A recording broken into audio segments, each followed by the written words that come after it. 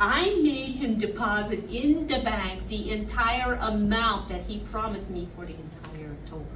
$187,500, yeah.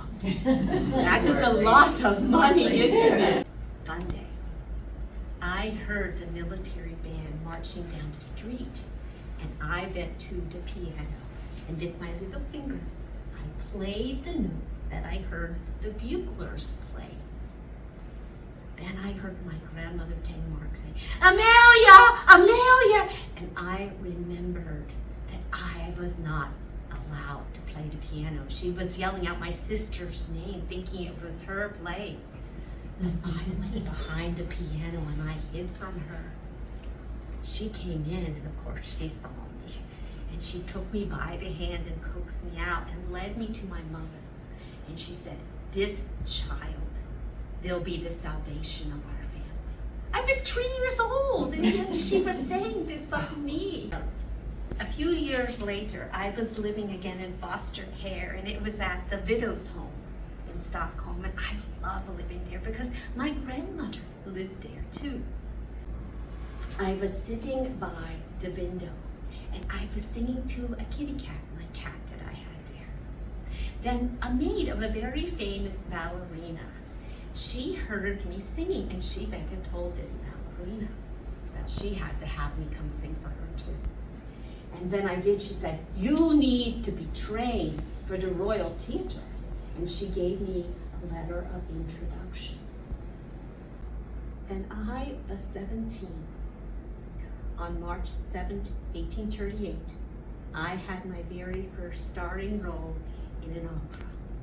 I played the role of Agatha in The Freischütz by Weber. I woke up that day one creature, and I went to bed a totally different creature.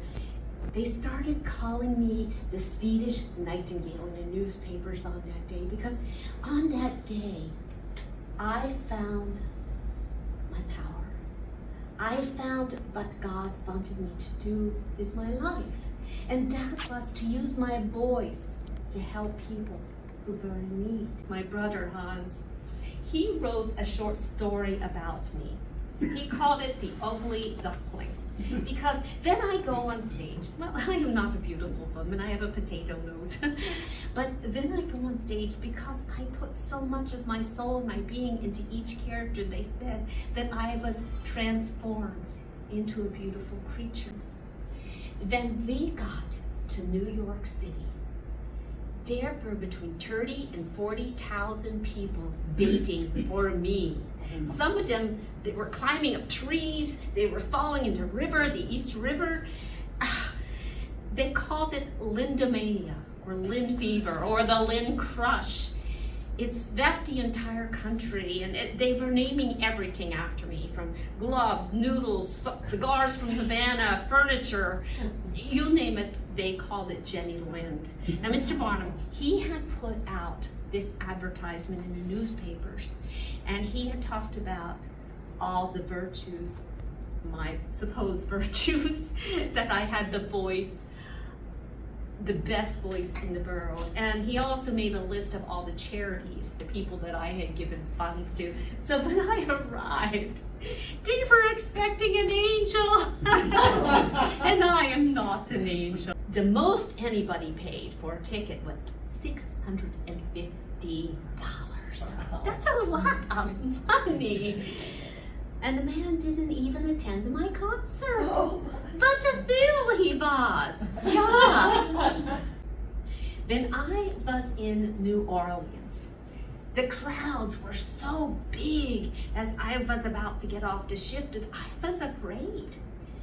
So Mr. Barnum said to his daughter Caroline, "I want you to put this shawl over your head, take my arm, and we will go down the gangplank together. Everybody will assume it is Jenny Lind. They'll leave and I could go off the ship unencumbered," which is what happened. Well, then we got to Cincinnati, Ohio. The story had reached there about what had happened in New Orleans. Again, the crowds at the river and the doctor were just so great that I feared. There was a time I had dropped a shawl and people grabbed it up and started tearing it apart, and it was very scary. So this time Mr. Barnum said, I want you to take my arm, put the shawl over your head. Everybody will think it's Caroline, and they will wait for you to leave the ship and ignore us together. So as we were leaving, his assistant, Mr. LeGrand Smith, yelled out, oh, Mr. Barnum, you can't pass off your daughter Caroline as Jenny Lind. And they all laughed, said, oh, you can't put it over on the Buckeyes. We've learned, we won't be fooled. And of course they were. And then I spotted John Howard Payne in the audience. He penned the words to a beautiful song that I sang at every single one of my engagements on my tour. So I stood there looking directly at him as I sang, home, home, sweet, sweet home. There's no place like home. There's no place like home. And as the crowd applauded, we stood up together, giving an ovation to Mr. Payne. I traveled again throughout your country even more, and I would sing the songs of my childhood, of my speed, and folk songs. I sang songs from operas. I also introduced them, your country, to this young composer named Stephen Foster. They had never heard his songs until I started singing them, and he was very, very grateful to me that I made him famous. Aldo immediately came to me because he knew how much I admired Harriet Beecher Stowe. Mm-hmm.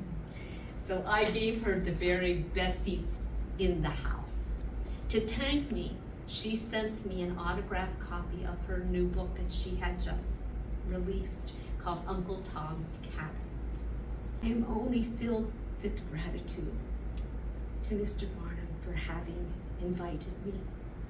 So if you happen to go to this circus that I hear he is going to be starting, I want you to say, Tuxanika, thank you, Mr. Barnum, from your dear friend, Jenny Lind.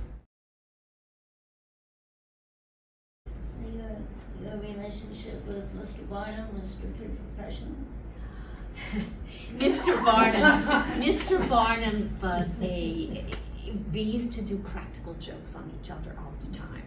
Yeah.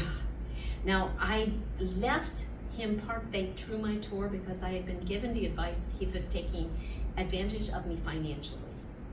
That was not the case, because once I left him, the income was not as great. He was a very good impresario. He knew how to promote very well. What happened in Pittsburgh? There's one in every crowd. Has to know what happened in Pittsburgh. Well, they had sold too many tickets. And not everybody who had tickets could get into the building. So there were people outside who were holding tickets, and they started yelling and throwing things, and a rock came through the window, and it was so noisy I had to stop my concert because I could not hear the orchestra. Come back to Jenny Lind. Yes. She wouldn't know it because of when she lived, at the time that she lived, but she was like the Beatles when they hit New York City. The crowds. Mm-hmm. Yes, and many pop stars, Miley Cyrus in her time now, what's her name? Taylor Swift. Taylor Swift, yeah, she's of that caliber, where you've got all these people flocking to her because they had performers in the United States before, but they were all has-beens or coming up people. They were not people that were at the height of their career like Jenny Lind was. So that's what made her stand out. And of course, P.T. Barnum, he could sell, I think, ice cube to an Eskimo. He was very good promoter.